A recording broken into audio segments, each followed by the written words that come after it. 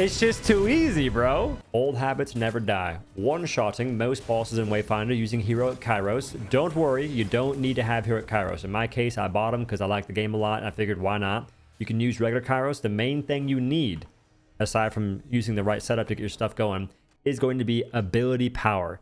In my case, 11,650. You can get away with a bit less on certain fights, but having more is better.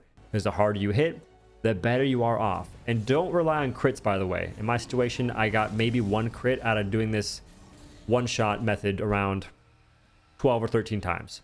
So crits aren't going to happen.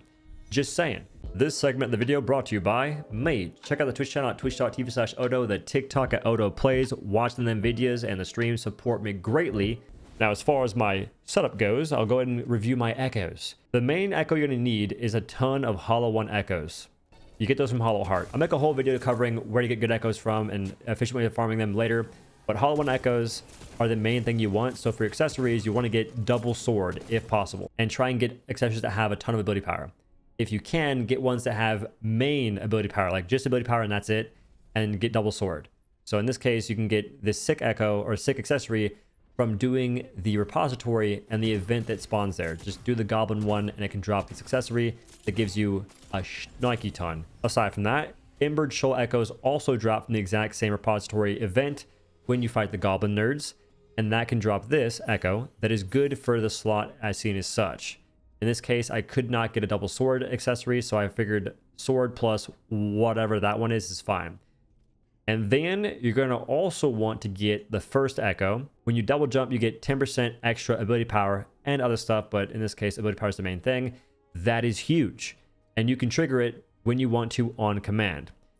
Another one that's decent in terms of, like, I guess the Trident echoes would be Dread Legion Echo from the last boss that you can fight in the game. This gives you 25% extra ability power, but it triggers on random ability usage. I wish it triggered on ultimate. It'd make a lot more sense to me personally, and it would make this build even better. But it doesn't, so it's nice to have because randomly you have it trigger. Although you could just drop this for more ability power, technically, and that would maybe get you more mileage. So there's options. In this case, I'm sitting here waiting for it to actually work out. I'm not sure if it ever has, but when it does, I'm gonna hit for around 150k, maybe 180k. We'll see. You want Hollow 1 echoes, Embered Shoal echoes, the first echo for sure, and possibly the Dread Legion. And aside from that, your Balance Echo slot, which is the only one you have available, at least in my case, there's not many good ability power stuff, so I went with crit rating, and I'm pretty sure it's a throw. Just throw in whatever gives you ability rating here and call it a day, because I have not seen a single crit, except for maybe one, using this method, which is tragic. As far as your abilities go, I put 3 points in my Siphon Radiant, so I can get extra damage and have a, or the extra damage is huge. Increased damage taken, it's like 100% increased damage taken. You need this. And then 3 points into Hand of Reckoning, your ultimate, to get the 15% extra damage. And I think maybe the Arcane Fragments also contribute to damage, but I'm not too sure. And the rest is like a throwaway pick. You can put it in Arcane Focus, put it in Rake. I'd say maybe don't put it in Rake if you're trying to do the one shot, because you don't want to phase bosses necessarily. But the choice is yours. In Affinities, I have 15 points in Instinct and 9 in Focus. And mastery-wise, you want to use the Scythe. Scythe is the play. And you want to go Momentum Dispersal. I wish I had level 3. I think if I had that, I would have one-shot every single boss so far. But tragedy has stricken. Using a weapon ability grants you and nearby allies 10% ability power per level of momentum consumed. I don't know if it's this that stacks, but one of the things with the Scythe you can do, or I guess this you can do, is keep stacking ability power. You can get 10 stacks, if not more, and that is a major factor in letting you one-shot bosses. It looks pretty goofy, but it works. And in some cases, it is better to do this than actually fight a boss that has like 14 phases. Exaggeration, but some bosses, like the first, for instance, they got way too many phases and they're kind of boring. So instead, doing this one-shot method, one-shot, lets you skip phases and farm it faster and a bit more efficiently. For clarity, you'll need the Epitaph Staff, just saying. And the last thing we'll need will be the Arc Blessed, or the Unfiltered Arc Blessed Draught Potion, which drops from Bone Orchard on Sphere 2, at least for me.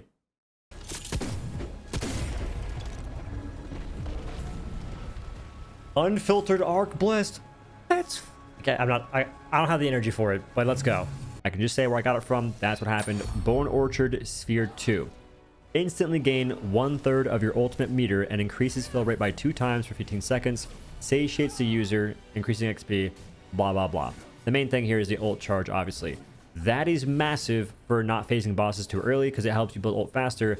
And if you don't have your ult built fast, you got to spend more time actually trying to farm your ultimate. Now, without further ado, how do you one-shot bosses? One shot. Main thing, pick a boss you want to fight, right? Go into the fight, then go ahead and, in my case, I like to build my rakes. So I do a little shoulder tackle, heavy attack, light attack, and that gives you a charge for your thing. It costs stamina, so be careful of that. Once I have about 5 rakes, I go ahead and pop my Arc Blessed Potion. Then I rake once, twice. I don't do it instantly because I feel like it charges better when you don't do that. And I think with like around 5 rakes, you'll probably have your ultimate. Once you have your ultimate, this is where you want to start doing things like spamming your scythe ability.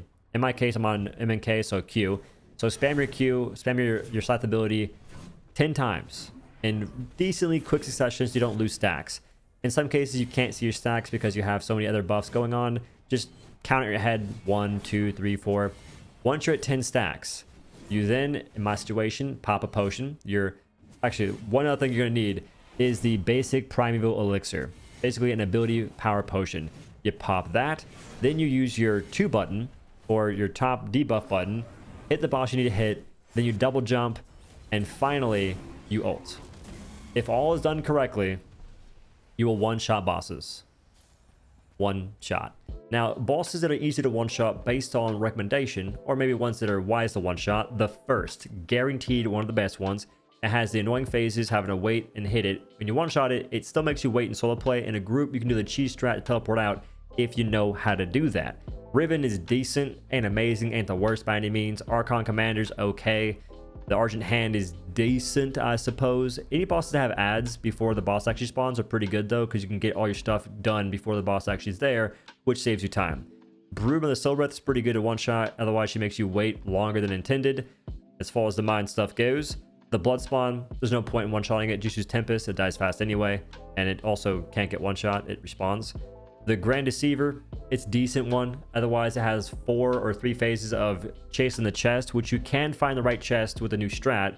The bolt that's facing up like this, like the bolt crease that goes vertical, that's the Grand Deceiver in the back. It's kind of weird to find, but there's that. Dread Legion, one of the best, if not the best, to farm. Otherwise, it makes you wait 3 phases, and you could die in the process of moving to other phases, as folks are crying about in the Discord. Rest in peace. I've been there. It's rough. And then the twins, they're fun to one-shot. Actually, the most fun to one-shot IMO, but definitely not the most efficient, perhaps.